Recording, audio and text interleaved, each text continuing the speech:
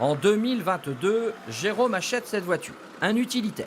Il l'achète d'occasion dans un garage qui a pignon sur rue. À l'époque, tout va bien, aucun signe. Mais quelques mois plus tard, la voiture a du mal à démarrer. Ah là, ça démarre pas. Là, j'ai appuyé sur l'accélérateur.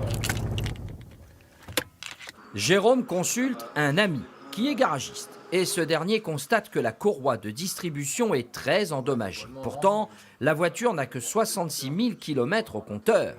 Et c'est là que commence l'arnaque. Vendu pour 66 000, prix de vente 10 000 € net. Et en fait, en montant un petit peu la pelote de laine, on s'est rendu compte que le véhicule était importé de Belgique et le dernier pointage odométrique était de 321 000 km en février 2021. C'est complètement fou. C'est aberrant. Oui, vous avez bien entendu, la voiture qui n'a que 66 000 km au compteur en a en fait plus de 320 000. Du coup, Jérôme l'a acheté beaucoup trop cher.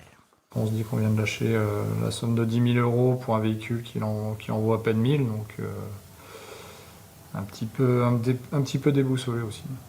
Jérôme a porté plainte contre le garage. Au moment de l'achat, à l'époque, la carrosserie était bonne, pas de traces d'usure importantes. Il ne s'est rendu compte de rien. C'est ce qu'on appelle une fraude au kilométrage. C'est non seulement très courant, mais aussi très facile. En caméra discrète, nous rencontrons ce jeune homme. Avec le boîtier qu'il tient en main, il peut modifier les compteurs comme il veut et en quelques minutes. Il suffit de brancher la prise diagnostique sur la prise du véhicule. C'est à nous de décider le kilométrage, donc il n'y a pas de limite. Celui-ci, par exemple, il peut aller entre 40 à 70 €. Et bien sûr, nous avons fait l'essai. Regardez bien le compteur de cette voiture, il affiche 321 743 km très précisément. En utilisant le boîtier, le compteur passe à 16 km.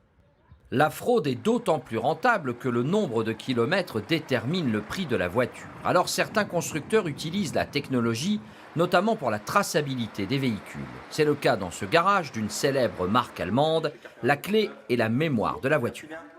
Alors là, aujourd'hui, on prend la clé et on le met sur le key-rider. Donc c'est un petit boîtier électronique qui permet de lire la clé.